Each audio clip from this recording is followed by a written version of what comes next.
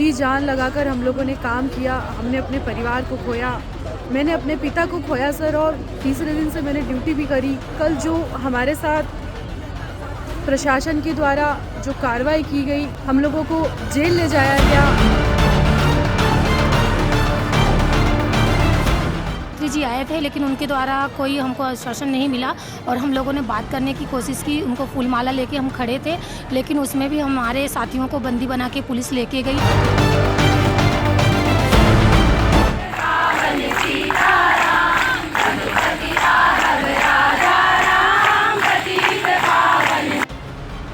हाथों में रस्सी बांधकर ले जा रहे ये व्यक्ति कोई और नहीं बल्कि वही स्वास्थ्य कर्मी है जिन्होंने कोरोना काल में जान पर खेलकर दूसरों का जीवन बचाने का काम किया। ये वही स्वास्थ्य कर्मी है जो कोरोना काल में उस समय अपनी ड्यूटी कर रहे थे जब अन्य लोग कोरोना से डरकर अपने घर में बैठे हुए थे। मध्य प्रदेश की राजधानी भोपाल में संविदा स्वास्थ्य कर्मी हड़ताल पर बैठे हुए हैं। भोपाल के जेपी अस्पताल में नियमितकरण की मांग को लेकर संविदा स्वास्थ्य कर्मी हड़ताल पर बैठे हैं। इसी दौरान कोरोना की स्थिति की समीक्षा करने स्वास्थ्य मंत्री प्रभुराम चौधरी जेपी अस्पताल पहुंचे थे। कोरोना की स्थिति को लेकर निरीक्षण करने जयप्रकाश जिला अस्पताल पहुंचे। स्वास्थ्य मंत्री डॉक्टर प्रभुराम चौधरी का घेराव करना संविदा स्वास्थ्य कर्मचारियों को भारी पड़ गया। इस घटना के बाद अस्पताल परिसर में 10 दिनों में हड़ताल में बैठे संविदा कर्मचारियों को पुलिस ने खदेड़ दिया। धरना स्थल से कुछ संविदा कर्मचारियों को गिरफ्तार कर हबीबगंज थाने ले जाया गया।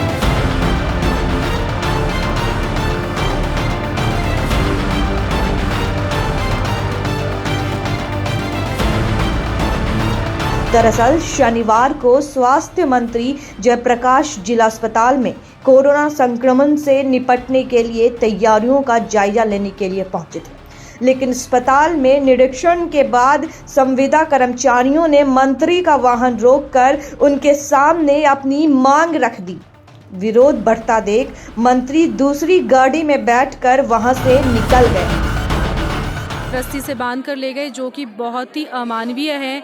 ये वही स्वास्थ्य कर्मचारी हैं जिन्होंने लगातार कोरोना के अंदर जी जान लगाकर 24 घंटे काम किया और आज उनके साथ इस तरह का व्यवहार किया गया है। ये बहुत ही निंदनीय है और हम प्रशासन से यही चाहते हैं कि हमारी साथियों को तत्काल प्रभाव से छोड़ा जाए, क्योंकि बहुत ज़्यादा आक्रोश की स्थिति पूरे मध्य प्रदेश में उत्पन्न हो गई है, जिसके कारण हम लीडर्स को भी कंट्रोल कर पाना बहुत ज़्यादा मुश्किल हो रहा है। हमारे लिए समस्या बढ़ाया जा रहा है कि हमारे साथी अब कंट्रोल नहीं हो पा रहे हैं। वो उग्र आंदोलन की तैयारी कर रहे हैं और निश्चित रूप से यदि हमारे साथियों को नहीं छोड़ा गया तो भोपाल में सोमवार से जेल भरो आंदोलन किया जाएगा। समस्त प्रदेश के लोग यहाँ आना शुरू हो जाएंगे, जिसको रोक पाना हमारे बस में भी नहीं रहेगा। हम इसी तरह से अनिश्चितकालीन हड़ताल पर बैठे हुए हैं जब तक कि सरकार के द्वारा हमें आदेश नहीं दे दिया जाता नियमितीकरण का, तब तक यह हड़ताल हमारी नहीं टूटेगी, यूं ही कंटिन्यू लगातार चलती रहेगी। माननीय स्वास्थ्य मंत्री प्रभुराम चौधरी जी यहाँ जेपी अस्पताल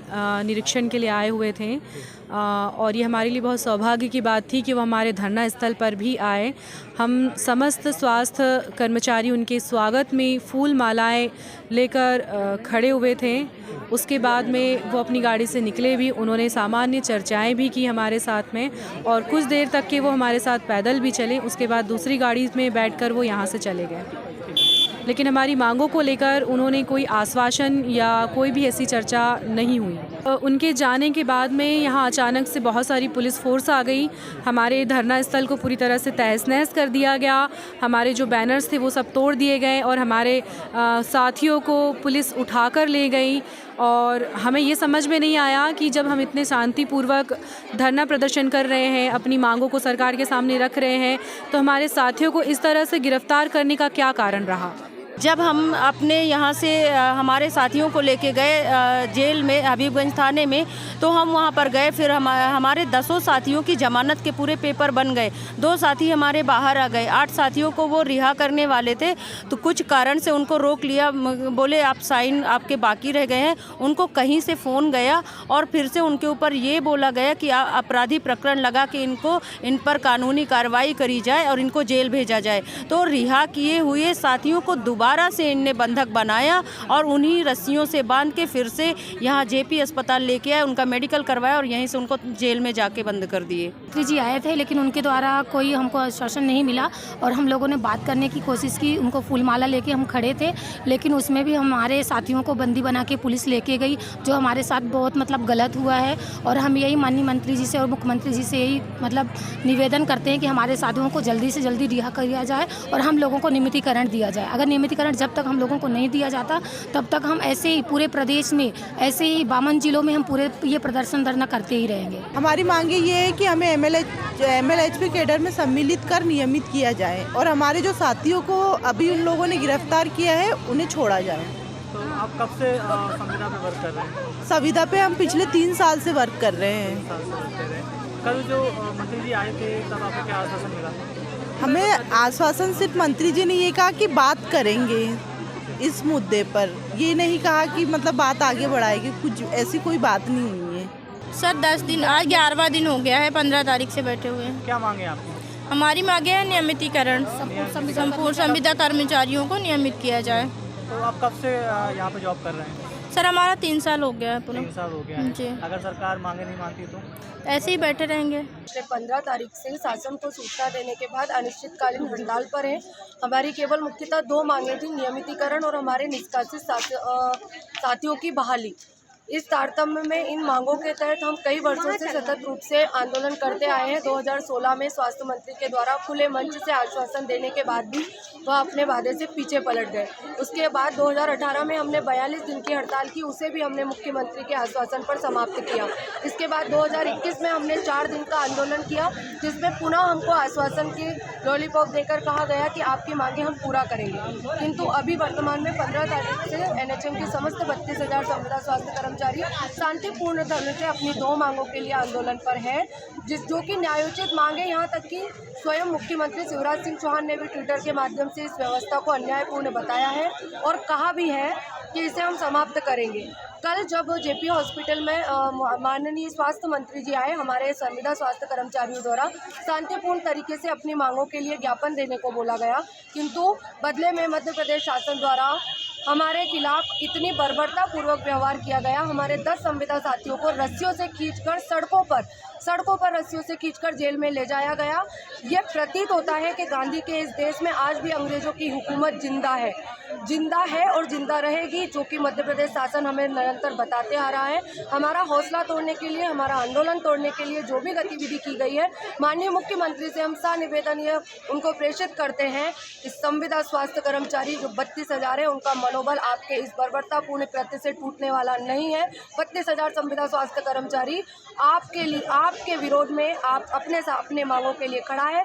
हमारा आज प्रेस नोट भी जारी हो रहा है। अगर कल तक हमारे साथियों को नहीं छोड़ा गया तो 32,000 संविदा स्वास्थ्य कर्मचारी 27 दिसंबर 2012 को जेल भरो आंदोलन करने को मजबूर होंगे, जिसकी समस्त जिम्मेदारी मध्य प्रदेश शासन की होगी।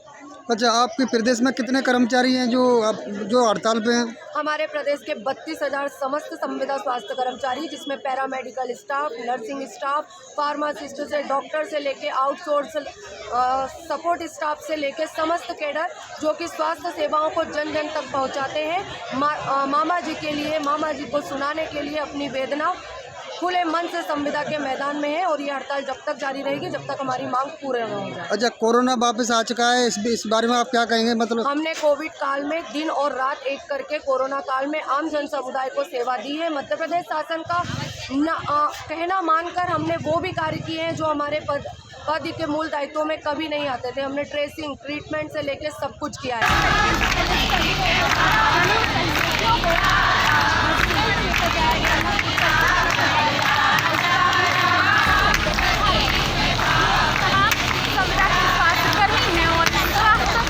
ऐप के माध्यम से अपना विरोध प्रदर्शित करेंगे।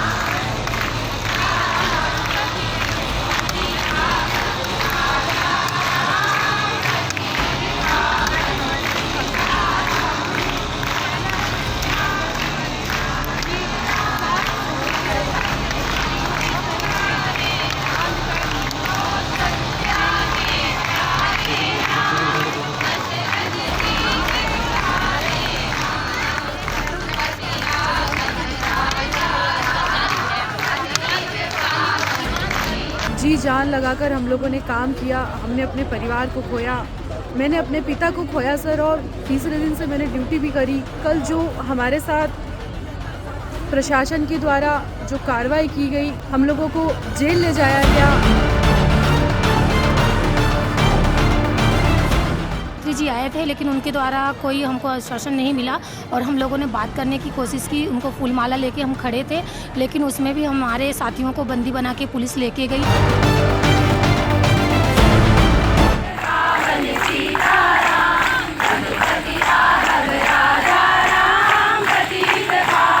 Eklavya University, the move will guide you towards a bright future. 28 acres of lush green campus, largest campus of Bundelkhand, experienced and dedicated faculty.